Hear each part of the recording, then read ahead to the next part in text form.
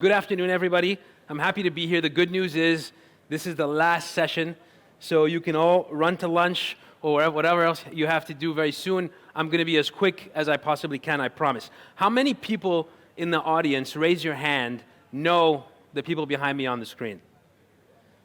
Most of you, as expected, know that these are some of the biggest business leaders in the world today, right? Obviously. Now, in addition to being a great business leader, we follow their every move on social media, right? We pay attention to what they're doing and what they're saying, right? They're effectively some of the most impactful people, individuals on the world today, and there's hundreds, if not millions of them in the world.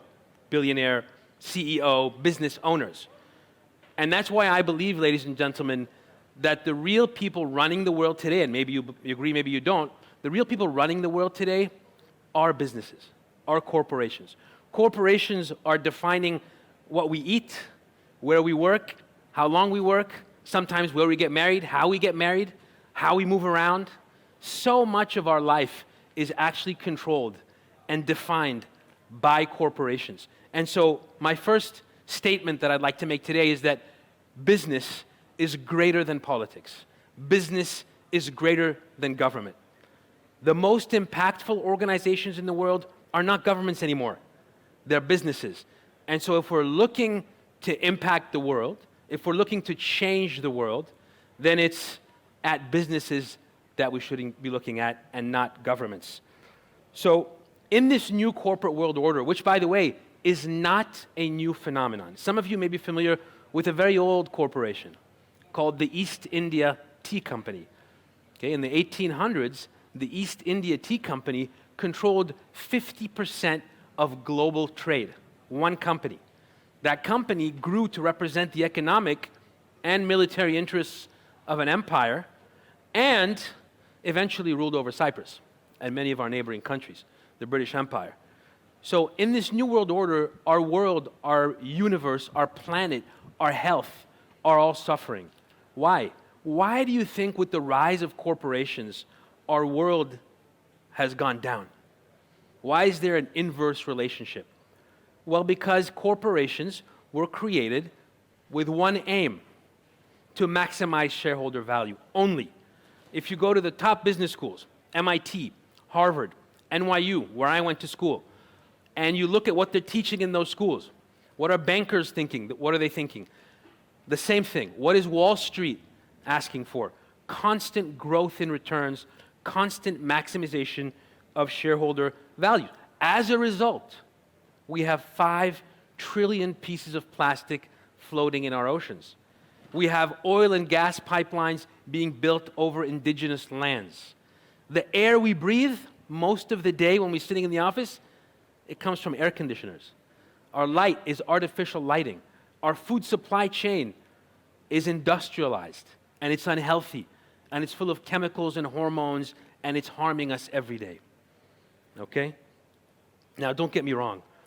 Companies need to generate profits, okay? Companies should generate profits. That's why they were created. But with great responsibility, with great impact comes great responsibility as well. So the status quo, and this is my next statement that I'd like to, the status quo, if we keep going the way we are, we're going to destroy the planet, and we're going to destroy our future as well. Okay? Now, the billionaires have a solution. What are the billionaires doing? They're aware that the planet is being destroyed. What are a few of them doing? They're going to space. Exactly. They're flying to space. They're exploring Mars, the moon, or whatever else. For those of us who are going to be staying here, right, we have to find a solution that is more long-term. But there is some good news. I don't want to be Mr. Gloom, Dr. Gloom, or Dr. Doom, as they call him. There is good news. Markets are shifting, right? Consumers are becoming more and more educated. Millennials are taking control of the world in which we live. Over the next 50 or so years, $60 trillion of wealth, the largest transfer of wealth in modern history, will pass from one generation to the next. And millennials will suddenly control the decisions in the boardroom, not just in the supermarket. And so what you will see there is people who ask for ethical supply chains, people who ask for healthier products, for a better relationship with suppliers and companies that supply the products that they use. And this is going to be a major, major change. AC Nielsen, for example, the latest data from AC Nielsen suggests that 70% of millennials will pay more for products that they perceive to be ethical, to be clean with regards to the environment, to be from a supply chain that can be traced and tracked. So, you know, this basically means that markets are now supporting the idea that a company can and should consider how or where its products come from, right? But in addition, the other good news is global markets are doing the same thing. So for the large companies that have started incorporating sustainability into their practices, they have seen a premium on stock markets, a share price trading premium, which means that global markets, some of them, are also recognizing that the companies that do this will be more competitive in the future, will make more money. And so suddenly now, with this new market shift, doing good is actually creating shareholder value. Going back to that initial concept I talked to you about, which is what is the purpose of business that is taught across business schools, maximizing shareholder value. Well, now suddenly, with the rise of the millennials and the change in market forces, businesses are actually, that are doing good, are generating market value. Everybody's familiar with the PLT. McDonald's in 2019 launched a vegan burger. The biggest meat and burger company in the world launched a plant-based burger. That would have been unimaginable 10 years ago. Corporations are catching on, but they're slow. They're way too slow. It took McDonald's maybe 10 years to launch this thing right here. Doesn't seem that hard, right? Other companies are doing the same and they're following suit, but you know large companies are like large ships. It's very hard to move them. Once they're heading in a certain direction and their entire organization is facing that direction, the supply chains and the suppliers and the customers, it's so hard to change course, right? It takes a lot of effort. So corporations, although they are making progress, cannot be relied on to save us. They'll make progress. They'll definitely do their part, but they won't save us, okay? There must be another part to this solution, right? And for me, that part is entrepreneurship, right? Entrepreneurship is fast, it's smaller, it's more nimble, it can disrupt existing industries, it can move in a way that a large corporation or a large ship cannot, and it can launch successfully things that you would never have seen from the large corporations. Unfortunately, it's not taught in universities, right? It's difficult to learn. How do you learn entrepreneurship? Why do I have a bicycle here? Because you can't really read about entrepreneurship in a book, just like you can't read about riding a bicycle in a book. You have to jump on the bicycle and you have to fall off 2 or 3 times, and then you'll learn how to ride a bicycle. And entrepreneurship is the same, okay? Whole Foods Market is a prime example of a company that came into a very established industry where everybody thought they already knew everything and there was nothing new to be done, and completely turned it upside down. Okay? Whole Foods Market is an example of what an entrepreneur can do to an existing industry, right? When it thinks with the mindset that I'm talking about, the impact mindset, right? The millennial mindset. What's another example of a company that did this very successfully and has now become huge? Tesla, exactly. So Tesla could never have existed, right, in a normal situation because there were already huge car companies dominating markets. If you had asked a business professor or a consultant or a strategy expert, like if Elon Musk had asked at the time, should I launch Tesla now, they would have said, no way. Looking at Michael Porter's 5 forces, doing a market assessment, there's no room for you in the market. There's already large market leaders. You're never going to catch up. But why was he able to catch up so fast? Tesla is now a household name because of the movement, right? The global movement that I'm talking about, which is the impact movement, the millennial impact movement. My name is Karim Samra. Trying to go as quickly as I can. Why am I telling you all of this? I mean, why does it matter? Well, because I decided to do something about this, okay? I decided After working for many years in large multinationals, I tried NGOs as well. I decided to do something and become part of the change. And I founded an organization called Changelabs. Changelabs, obviously, because I want to see change happen. And I chose entrepreneurship as the vehicle for change. I talked to you guys about corporations as one vehicle. They're going to do it. McDonald's, right? They're going to do it. Nestle is going to change. All the big companies will definitely change. But the avenue that I chose was entrepreneurship. And we believe entrepreneurship can change the world is our tagline at Changelabs. And we run basically entrepreneurship programs in the Middle East and Africa that help young people launch and scale their startups, okay? An example would be our Scale Up to Green program in Egypt, where we have, where do you want me to be? Sorry, right here, there's like only one, there's a huge stage. I love moving around, but they want me to stand right here. Okay, so Scale Up to Green is a company that is a program we're running in Egypt. An example of a company that came out of that program is Baramoda, which is turning the waste from sugar factories into organic fertilizer. Higher yields than chemical fertilizers. That's the key here. So this is an example of where doing good actually makes you more money. And that's what we're going after, okay? Another program we did was the Blockchain Bootcamp in the Middle East with the Stacks Foundation out of the US to teach entrepreneurs how to code in blockchain, okay? And how to make, give more opportunities for youth through blockchain. We did a Champions of Change financial inclusion program in Jordan. We have a company there called Tenda that is helping people access financing online that don't have bank accounts, and that is helping people save as well as a community, the old way, the old-fashioned way, but using technology. We have a project in Lebanon called Scale Up for Impact, which is targeting migrants and refugees, helping them launch startups, helping them, helping make products and services that target migrants and refugees. I launched Beatbox Design, which is a digital design agency to help young startups pick up, you know, in the beginning, especially when they don't have a lot of budget. I'm launching in partnership with a company here in Nicosia called Unicaf, a fintech platform that's going to allow Middle East and African students to get financing for the first time for their degrees abroad, for their education. So right now, if you're living in the Middle East and you want to study abroad, you have to get a loan from abroad, which is often difficult to get if you don't have a passport. This platform will allow you to get a loan locally and then study abroad. So we're launching that in a couple months in partnership with a Cyprus company called Unicaf. Very cool company. You should check it out if you don't know it. It's Goldman Sachs funded, you know, $30 million a few years ago from Goldman Sachs, one of the most successful companies in Cyprus. And of course, I'm involved as well in Ambo Ventures, which is a VC fund investing in Africa. We have $50 million that we're deploying only in green economy companies that are very early stage, seed stage. So again, I'm doing everything I can to deliver on my thesis, which I discussed in the beginning, the first few slides, that impact is kind of taking over and it's the future. Thank you, ladies and gentlemen. That's it for me for today. I think there's a quick... Thank you very much. Thank you. So actually we'll have a small interview. Okay. They'll help us like now. We'll ask you a few questions.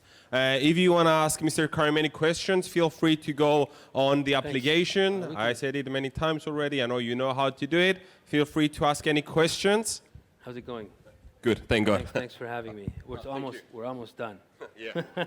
I know people, you're excited that we'll be finishing soon and you'll be able like to go and have your lunch. Yeah. Thank you guys so much for being here, by the way. I know this is like the last session of 3 days, so I'm assuming the people we have here are like the real fighters. Yeah, that is true. Thank you guys for being fighters and for staying with us until the end like this. Yes, give yourselves a round of applause, yes.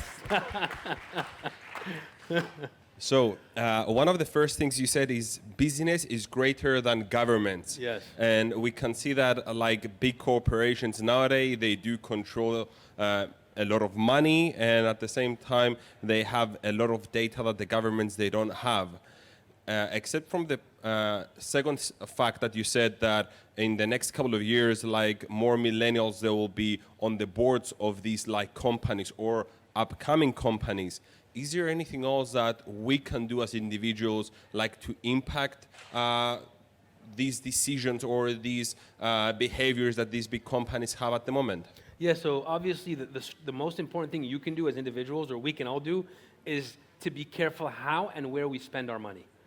I mean, that's the number one thing you can do, right? Don't spend your money on products and services that are polluting the environment, Ask the questions, the difficult questions. Read the ingredients when you're buying stuff. You'll find a list of chemicals that you probably can't pronounce, and if you do, put that down and go find something else. Ask for something else. Go to your store and ask for something different. So in everything that you do, that we do, right, we should be careful what the source of it is. We should understand, what exactly did it take to make this thing that I'm about to buy, right? I mean, I think that kind of decision as a consumer is your biggest weapon right now, believe it or not. And of course, you can do social media and you can, So my next question, that is maybe a bit personal question before we go to the questions that they started coming in. You decided at some point to give up on your main career, like working for big companies, and started to go into an area that you're actually helping more people, like to impact the community and to help people. But there are a lot of people that they have great ideas, but they don't necessarily have the knowledge on how to do it. How did you find like that inner power to give up on the certainty and start doing something that it was, I assume, a bit different? Yeah, that's a very good question, and it's a very personal question because, for me, I was never going to do this. I was working on Wall Street at Barclays Capital in Manhattan, and I was, doing my thing. I was struggling, because the life is a difficult life, but I had and I was thinking about what I was going to do and how I could change it, but I had a very important personal event that happened in my life. I lost somebody that was very close to me, and that made me literally rethink everything, And in the last days of that person's life, I had to run back and forth between the office and the home to be able to see that person, right? I wasn't even given enough time off to spend some time with that person in her last days of life, and that made me say, what the hell am I doing, and is any of this even worth it? And so that was my push. Like, I needed a slap, so I got slapped. Thank you very much for opening up and saying that. Yeah. So let's see some of the questions that they start coming in. What is your opinion about greenwashed companies? Pericles asked. Greenwashed? Yeah. Yeah, so I think obviously the people who are doing, making changes, the big corporations that are trying to make changes, should make real changes, and not. This is what you're referring to, greenwash, right? Should make real changes and not, try to greenwash their products or services. I think it's a trend because they realize that the market is shifting, and so they're doing stuff like this all the time. But you, as a consumer, have to be educated. You have to read the ingredients, like I said. You have to do your homework. And you have to know when someone's being honest or not. And it's very easy to greenwash, obviously. It's much harder to because for a company like a consumer goods company to change the nature of one of their products, they have to change an entire supply chain. It takes a lot. It's expensive. It's not a cheap thing. There is a long-term reward, I believe, but it takes investment up front. And so what you'll see a lot of is greenwashing at first. Yes. You did mention before in your presentation about the McDonald's PLT. Yeah. I actually found it a bit funny that in Cyprus we do not have that burger, even though it was it appeared in other countries. So I believe that there are countries that we are developing, but maybe in some areas we're not developing as fast as some other areas. So yeah, it depends on the market as well. The Cyprus market is pretty traditional. Cyprus is an economy that's more traditional. Cyprus is spoiled, not in a bad way, in a good way, because everything is already organic and natural in Cyprus, because that's how it is. Like when you walk out the door and you get a sheep or whatever, and so people just don't understand that in cities, in more developed markets, that's been taken away completely. It doesn't exist, right? So we're like sitting here in Cyprus. And we're not looking, I think we're not understanding the gravity of the situation, the cost of what we might actually lose. That's why I'm here. Why am I here in Cyprus and not in New York or Boston or Switzerland or anywhere else? Because of this thing, this magic that's still here in Cyprus, right? This traditional sense where everything, you're still close to your earth, you're still close to your food, right? Your products are still coming from near. So it's easy to kind of reintegrate as a human being in nature in Cyprus. Abroad, that's lost. The corporations own it. Of course. So Katerina asks, do you think big corporations won't be able to be competitive in the future and will be replaced with smaller businesses that can change their course faster? B Corps? Yeah. Yeah, but so I think that, like, look, any corporation can be an impact corporation. I don't think you need to be a B Corp. It doesn't matter. You can be an LLC, you can be a joint stock company. Like, it's all about how you decide to run your company. So yeah, a B Corp is nice as a structure because you get to, form the company with that intentionality from the beginning that this is going to be an impact company. And B Corps have certain regulations and requirements around reporting that help you do that. But any LLC, any joint stock company can effectively be improving outcomes for customer and community while generating a profit. Like the nice thing about like this new movement that's taking over is that it doesn't change the fundamental structure of a company. It lets you maximize shareholder value, but because now the markets have shifted. 15 years ago, maybe you had to take more risk, right? It didn't let you maximize shareholder value. You had to lose money to do good. Now that the markets have shifted and millennials are taking over, but on the contrary, you will make more money. You just have to be smart and see the change. Yeah, at the same time, like we can see one of the biggest companies like 15, 20 years ago in the mobile sector, that was Nokia, they were not able to adapt into the new era. So at the end of the day, it did cost them like a lot of business, and newcomers, like, okay, maybe not smaller companies, at the end of the day, they managed to come in and become like wholesale names. So another question, are you looking for cooperations with EU startup and investors? And are you also getting active here in Cyprus? Yeah, so I would love to be more active in Cyprus. I think there's a lot of potential here for activity, whether it's boot camps, accelerators, etc. Like the ecosystem needs a bit of fire. And I want to congratulate obviously Stylianos and Dusan and the Reflect guys for kind of doing this. This is an initial spark for me, which is amazing, but we need to take this spark and take it to the next level and turn it into a real ecosystem in Cyprus. Yeah, absolutely interested in Europe and in Cyprus. We're very grateful to attract like people like you that you have been doing it abroad and you're willing to come here and help us like to grow as a startup community and as a business. Thank you. So we'll go to the next question, which is, what advice would you give to young people that want to make a change in this world but feel lost? So, I mean, follow your heart as much as possible. Don't follow what people tell you to do. If you're doing what everybody's telling you to do, that's the first sign that something's off. Okay, so you want to do what your heart is telling you. Usually, people will be disappointed by your choices. Okay, you will disappoint a few people when you make your choices as a young person. If you're not taking enough risk. You're not doing things differently enough, right? So I would encourage everybody to take the road less traveled, to not follow, the very structured path that everybody follows, that your parents probably want you to follow. I'm sorry about the parents that are in the audience.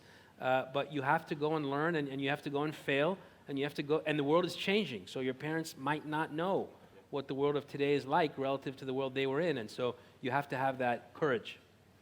Actually, that's great advice. Thank you very much for that. And we'll go to our last question, which is, what top 3 industries, areas, do you think will be the change makers for impact business, and we should take them more into consideration? So look, financial services is a big one, obviously. Energy and sort of green energy is another big one. And I would say agri-tech is the third one for me. Agricultural technology and agriculture, because food is everything, guys. I mean, what we eat, right, has such a huge impact on us. I mean, look at us, we tax tobacco. Tobacco is heavily taxed here in Cyprus. I know, I'm a big shisha smoker. So tobacco is heavily taxed here in Cyprus, yet we open the floodgates for sugar and highly processed foods full of hormones and antibiotics and chemicals. That's a much bigger killer, guys. It's a much bigger killer. But like, okay, so see, this is not logical, right? So we just have to be careful.